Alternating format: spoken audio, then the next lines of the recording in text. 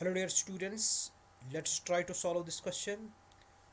A body of mass 2 kg moving with the initial velocity 3 meter per second strikes and sticks to a body of mass 3 kg at rest. Find the loss in the kinetic energy.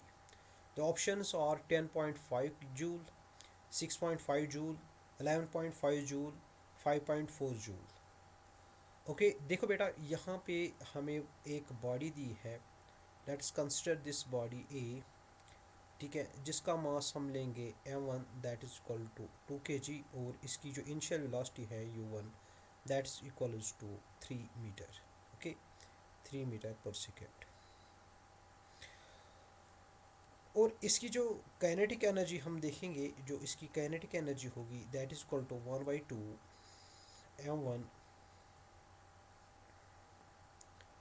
m1 u1 and this kinetic u1 का whole square and this is equal to 1/2 into 2 into 3 का whole square. So this is comes out to be the 9 joule इसकी energy है. ठीक है, तो अगर हम दूसरी बॉडी की बात करेंगे, सपोज कि बॉडी बी है. इसकी जो इसका जो मास है m2 वो दिया गया है 3 kg. ओके, और इसकी जो इनिशियल वेलोसिटी है u2 that is equal to 0. So इसकी काइनेटिक एनर्जी बनेगी 0, राइट.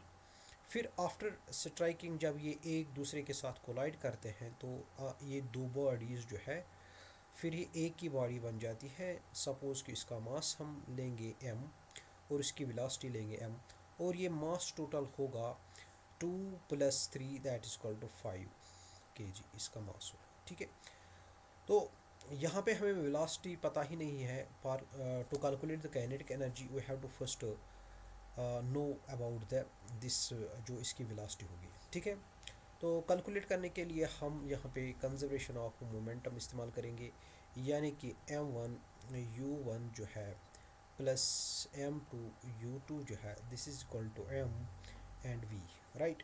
क्योंकि ये टर्म जो है इसमें u2 ज़ीरो है तो ये टर्म जो है इक्वल टू ज़ीरो बन जाएगी और हमारे पास m1 u1 जो है this is equal to capital mv.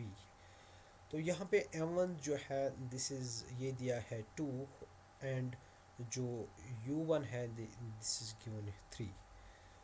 So this is equal to m जो है हमारे पास 5 है और वेलोसिटी v निकालनी है.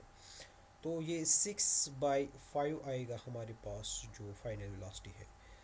इसी तरह से अगर हम काइनेटिक एनर्जी देखेंगे, इसकी जो काइनेटिक एनर्जी होगी इस बॉडी की that is equal to 1/2 m v square.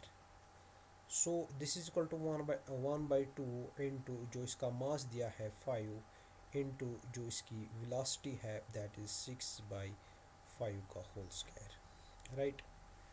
तो ये हमारे पास आएगा 1/2 into 5 into 36 divide by 25. Okay, ये और ये कैंसिल आउट हो जाएगा 5 से और ये आ जाएगा, ये हम 18 निकालेंगे और ये आएगा हमारे पास 18/5. This is approximately equal to 1.44. ठीक है, तो इसकी जो नहीं सॉरी इसकी जो काइनेटिक एनर्जी जो इसकी होगी that is equal to 3.6 joule, right. Now जो इसकी kinetic loss in the kinetic energy होगी, that loss in kinetic energy जो हमारे पास है इनिशियल काइनेटिक एनर्जी, जो इनिशियल काइनेटिक एनर्जी बॉडी की है माइनस आएगा फाइनल काइनेटिक एनर्जी. तो so this is equals to 9 minus 3.6. so this will comes out to be the 5.4 joules. So the correct option of this question is the option number D. Okay, hope you enjoy this.